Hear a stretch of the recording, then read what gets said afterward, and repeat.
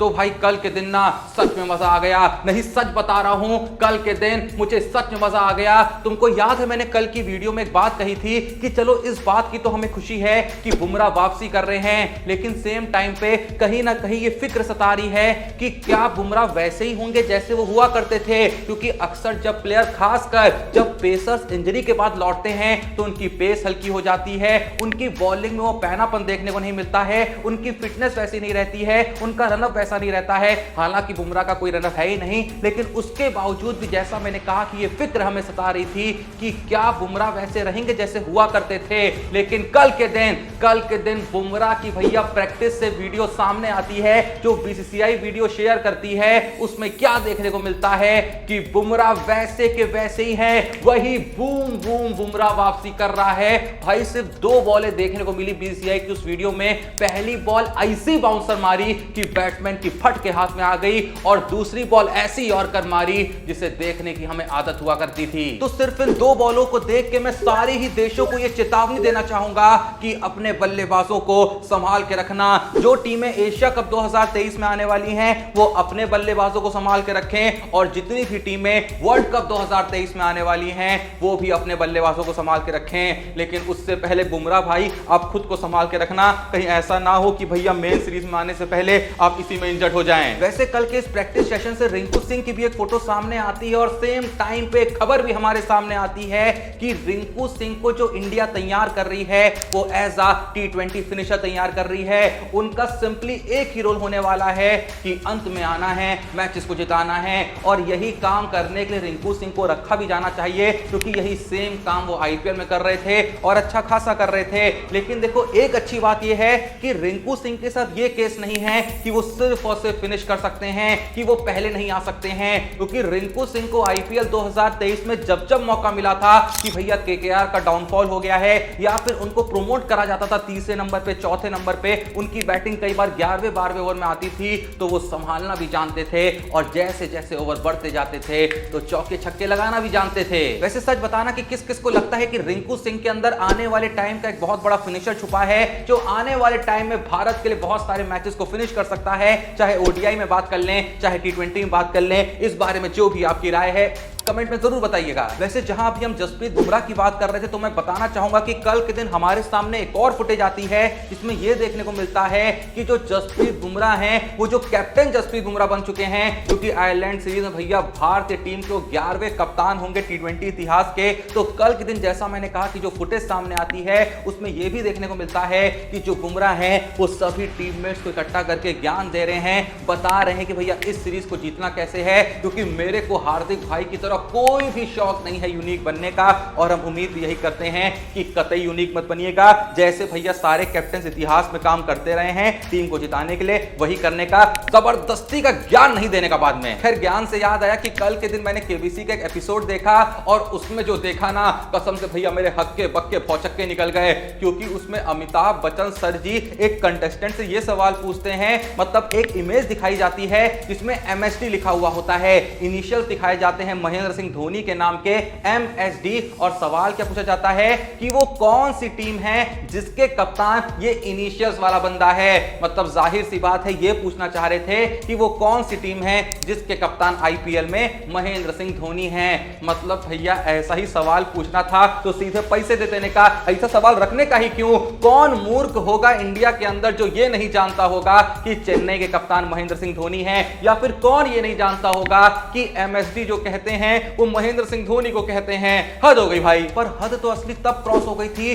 जब कल के दिन मैंने खबर पढ़ी, और जैसे ही मैंने वो खबर पढ़ी तो मैं ऊपर वाले से यही प्रार्थना करने लगा कि भगवान चाहे आने वाली जिंदगी में कितने भी बेकार बेकार दिन दिखाना, लेकिन इस खबर को सच मत होने देना। क्योंकि उस खबर में ये लिखा हुआ था, मैं आपको आर्टिकल दिखा भी रहा हूं, उसमें ये लिखा हुआ था कि 2023 ओडीआई वर्ल्ड कप से रोहित शर्मा और विराट कोहली रूल्ड आउट हो गए हैं, और हार्दिक पांड्या उस टीम टीम के कैप्टन बनेंगे। हमने तो सीधे कहा कि भैया अगर गलती से 0.00001% भी ये बात सच होने वाली है ना, तो वर्ल्ड कप जो है पहले इंडिया से खिसका के किसी और देश में करो और सीधे ये ऐलान कर दो कि हमें इंडियन टीम को वर्ल्ड कप में उतारना ही नहीं है, क्योंकि रोहित भाई और विराट भाई के बिना वर्ल्ड कप मतलब हद हो गई है। तो और ये कौन मूर्ख इंसान है जो ऐसी खबरें बनाता है? कसम से मिल जाए ना, लप्पड़ पे लप्पड़ लगाएं। अब लप्पड़ लगाने से मुझको एक नाम याद आ रहा है, ईशान किशन का। नहीं, उनकी परफॉर्मेंस को लेके मैं कोई बात नहीं कह रहा हूं, क्योंकि ओडीआई में ठीक ठाक चले थे, T20 में कतई नहीं चले थे। लेकिन यहां पे जो लप्पड़ लगाने का मेरा मन कर रहा है ना, वो इसलिए कर रहा है क्योंकि कल के दिन ईशान किशन की एक फोटो सामने आती है जिसमें वो मस्त नया हेयर कट कराए हुए हैं। और ये कैसा हेयर कट है? पहले तो मेरे को ये समझ में नहीं आता है कि जो भी युवा आजकल इंडियन टीम में आता है और आते ही 2-4 मैचेस लगातार क्या खेल लेता है, ये टिकटॉकिया क्यों बन जाता है? और ये किसने कहा कि अगर आपको हार्दिक पांड्या के अंडर खेलना है तो उनके जैसा कुछ आपको हरकत करनी पड़ेगी? क्योंकि हार्दिक भाई भी जब नए इंडियन टीम में आए थे, अभी तो फिर भी थोड़े मैच्योर हो गए हैं, अगर उनके कुछ स्टेटमेंट्स को हम इग्नोर कर दे जो वो इंडियन कैप्टन के तौर पे कहते हैं। लेकिन नॉर्मल डेली लाइफ के बेसिस पे वो फिर भी थोड़े से मैच्योर दिखने लगे हैं। वरना तब के टाइम पे तो सीरीज बदलती थी, बाल कभी इधर से उधर हो जाते थे, मांग कभी इधर से उधर निकलने लगती थी, कभी यहां गंजे हो जाते थे, कभी वहां गंजे हो जाते थे, कभी तो दो साइड से गंजे होके बीच में जो बाल है उनको नीले कर लेते थे कबूतर जैसे। और यही ईशान किशन करने में लगे हैं। पहले भाई अच्छे से क्रिकेटर बन जाने का, पहले अच्छे से टीम के लिए कंट्रीब्यूट कर लेने का, पहले टीम को बड़ी बड़ी टूर्नामेंट जिताने का, उसके बाद ये हरकतें अच्छी लगती हैं। पता नहीं मतलब कुछ पैसा क्या आ जाता है, जबरदस्ती कबूतर बनना है सबको। कभी कभी तो मुझको लगता है कि हम जो 2011 का ओडीआई वर्ल्ड कप जीते थे ना, वो शायद इसीलिए जीते थे कि उस टीम में ऊपर से नीचे तक ये कोई छपरीपना नहीं करता था कि कभी ऐसे बाल, कभी ऐसे बाल, कभी ऐसे बाल, कभी लाल, कभी पीले, कभी नीले। एक जहीर भाई थे जो थोड़ा सा यहाँ पे गोल्डन करे हुए थे, जो कि ठीक लगता था। और बाकी देखो भैया, गोल्डन बाल करने हैं, चाहे नीले करने, हरे करने, लाल करने, कर लो,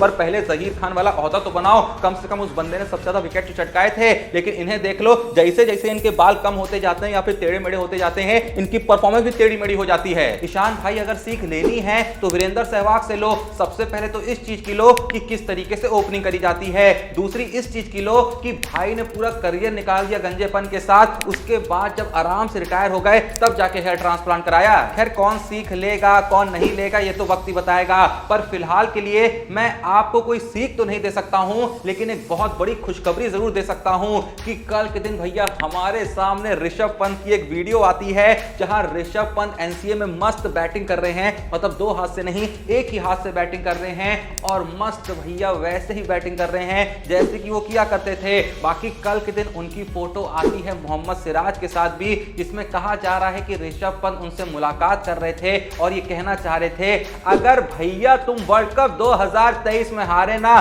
तो यही एनसीए में आना होगा, क्योंकि हाथ पैर तोड़ के किनारे कर दूंगा। फिर भैया रिकवर होने के लिए तो आना ही पड़ेगा ना एनसीए में। खैर जैसा मैंने कहा कि भाई ऋषभ पंत की रिकवरी देख के सच में बहुत खुशी मिल रही है, जल्द से रिकवर होने का, क्योंकि अब जो अगली टेस्ट सीरीज होनी है ना वहां हमें ऋषभ पंत चाहिए ही चाहिए। ये भारत से हम भैया काम नहीं चलाएंगे, ऋषभ पंत मतलब ऋषभ पंत। बाकी मैं बताना चाहूंगा कि एक दिन पहले जो ये खबर उड़ी थी ना कि जो बेन स्टोक्स हैं वो रिटायरमेंट से वापस आने वाले हैं, कल के दिन ये खबर पूरे तरीके से कंफर्म हो गई, क्योंकि कल के दिन इंग्लैंड ने अपनी टीम को अनाउंस किया है न्यूजीलैंड के खिलाफ खेले जाने वाली सीरीज के लिए और उसमें बेन स्टोक्स को शामिल कर लिया है। तो आज से बेन स्टोक्स का नाम है पलटीबाज, क्योंकि जो बंदा कुछ दिन पहले एकदम बिल्कुल कॉन्फिडेंस के साथ कहता है कि अगर किसी को लग रहा है कि मैं रिटायरमेंट से वापस आ जाऊंगा तो मैं इतना बड़ा दोगला नहीं हूं, मैं वापस नहीं आने वाला हूं। मैंने अगर कह दिया है कि मैंने रिटायरमेंट ले लिया है तो मैंने ले लिया है, इस बारे में मैं कभी भी पलटने वाला नहीं हूं।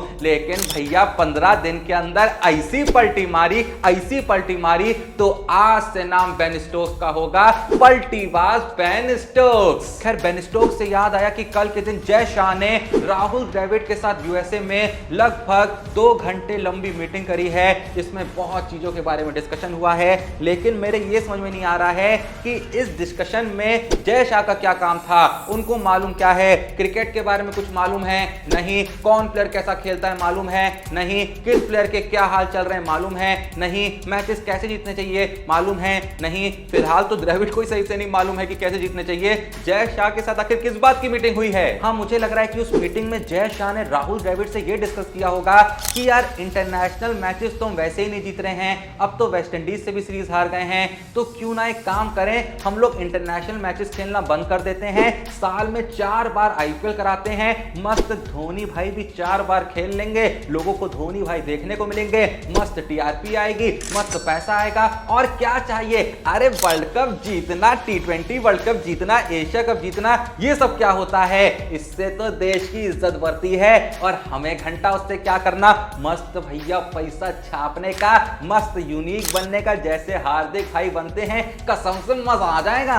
खैर मजाक असाइड, उम्मीद करते हैं कि इस 2 घंटे लंबी चली मीटिंग में कुछ अच्छी बातें हुई होंगी, कुछ प्रोडक्टिव बातें हुई होंगी, जिसके चलते आने वाले वक्त में इंडियन टीम के अंदर कुछ प्रोडक्टिव चीजें देखने को मिलेंगी। देखो अगर मैं थोड़ा सा मजाक किनारे करूं तो मैं जानता हूं कि ये मीटिंग किस लिए हुई है। एक तो दिन के अंदर आपको एशिया कप के लिए टीम देखने को मिल जाएगी, बहुत चांसेस है कि आज के ही दिन रात तक आपको टीम देखने को मिल जाए, 17 अगस्त की तारीख को, क्योंकि ऐसा कहा जा रहा था कि टीम अनाउंस हो जाएगी, तो मुझे लगता है मीटिंग इसी बारे में हुई होगी। बाकी तो देखो वक्त ही बताएगा कि वो 18 प्लेयर जो एशिया कप में भेजे जाने हैं, उसमें से आप मान लीजिए कि 15 से 16 प्लेयर ऐसे हैं जो आपको 2023 ओडीआई वर्ल्ड कप में देखने को मिलेंगे। तो अंदाजा लगा लेने का कि यहाँ पे जो लोग जा रहे हैं वो वर्ल्ड कप में भी जाएंगे। लेकिन फिलहाल के लिए देखना मुझको बस ये है कि क्या श्रेयस अय्यर और केएल राहुल टीम में रिटर्न करते हैं नहीं करते हैं। बाकी देखो कौन प्लेयर होंगे ये तो मुझको कहीं ना कहीं आइडिया ऑलरेडी है ही। बाकी अपन अब जल्दी से देख लेते हैं कि कौन है आज के क्रिकेट स्टार जिन्होंने भेजा है अपना सवाल हमारे इंस्टाग्राम के द्वारा। तो उनका नाम है चंदन माझी, जो पूछते हैं who is better batsman in all format, Shubman Gill और सूर्य कुमार यादव। तो भाई देखो बहुत ही मुश्किल सवाल है कि इन दोनों ही बैट्समैनों में से वो कौन सा बैट्समैन है जो अगर तीनों फॉर्मेट में खिलाया जाए तो बेहतर परफॉर्म करेगा। इस सवाल का जवाब देने के लिए सबसे पहले मैं ये कहना चाहूंगा कि देखो जब बात T20 की आती है सूर्या गिल से बेहतर हैं, जब बात ओडीआई की आती है तो फिलहाल के लिए तो जो गिल हैं वो सूर्या से बेहतर हैं। और अगर बात करें टेस्ट क्रिकेट की, सूर्या ने ज्यादा खेला नहीं है, लेकिन अगर फर्स्ट क्लास क्रिकेट को भी देखा जाए तो सूर्या का परफॉर्मेंस बहुत ही ज्यादा ऑर्डिनरी रहा है। इसलिए फिलहाल के लिए टेस्ट क्रिकेट के अंदर भी गिल भले ही उतने अच्छे नहीं हैं, लेकिन सूर्या से बेहतर ऑप्शन है। तो करंटली मुझे लगता है तीनों फॉर्मेट में जो विनर रहेंगे वो गिल रहेंगे, क्योंकि गिल जो है थोड़ी स्टेबिलिटी के साथ खेलते हैं। सूर्या एक बार ओडीआई में बेहतर हो गए तो शायद 2 फॉर्मेट में सूर्या उनसे बेहतर प्लेयर बन जाएंगे और गिल जो है सिर्फ टेस्ट में बेहतर रहें। क्या पता आने वाले वक्त में अगर सूर्या को टेस्ट में मौका मिले तो वो वहां भी बेहतर हो जाएं, क्योंकि गिल देखिए ओपनिंग करते हैं तो वहां पे ओडीआई में कह लें थोड़ा सा रन मारना आसान होता है। सूर्या 5 6 नंबर पे आएंगे तो जाहिर सी बात है रिस्क की बैटिंग करेंगे, जो कि वो ऑलरेडी करते ही हैं, इसलिए वहां पे रन तो कम पड़ेंगे, लेकिन सिर्फ रन के बेसिस पे नहीं कहा जाता है कि ये बेस्ट बैट्समैन या बेकार बैट्समैन है। मैंने बाकी चीजों का भी आकलन करते हुए कंसिस्टेंसी, स्टेबिलिटी और मैच विनिंग परफॉर्मेंसेस, इन सब को देखते हुए कहा है कि फिलहाल के लिए ओडीआई टेस्ट में गिल बेहतर हैं और T20 में तो सूर्या भैया राजा बने हुए हैं। खैर सवाल बड़ा कमाल का है, अगर आपसे पूछा जाता कि तीनों फॉर्मेट को मिला के बोला जाए तो कौन सा बैट्समैन बेहतर है, आपके मन में जो भी जवाब है कमेंट में जरूर बताइएगा। लेकिन दिमाग लगा के, हाँ ये भैया इमोशंस में बह के इसका जवाब नहीं देना है कि सूर्या मस्त एंटरटेन करते हैं, मस्त छक्के मारते हैं तो सूर्या का नाम ले लिया। दिमाग से दीजिएगा पर दीजिएगा जरूर। लेकिन एक और सवाल जो मैंने आपसे पूछा कि क्या आपको लगता है जो रिंकू सिंह है उनके अंदर एक बहुत बड़ा फ्यूचर छुपा हुआ है। हालांकि थोड़ा सा आयरलैंड सीरीज में पता चल जाएगा, लेकिन फिलहाल के लिए आपने जितना उनको देखा है उस बेसिस पे आपका जो भी कहना है कमेंट में जरूर बताइएगा। और सेम टाइम पे मन में अगर कोई भी सवाल है तो मन में रखने का नहीं, डिस्क्रिप्शन और पिन करने में लिंक मौजूद है हमारे इंस्टा पेज खेल बाजार का, जाइए जाके फॉलो करिए। रोज वहां पे नई नई रील्स आती हैं, लेकिन आप फॉलो नहीं करते हैं, प्लीज जाके फॉलो करिए। और मन में कोई सवाल है तो डीएम करिए, आने वाली वीडियो में आपके नाम को शॉर्ट आउट फीचर दिया जाएगा।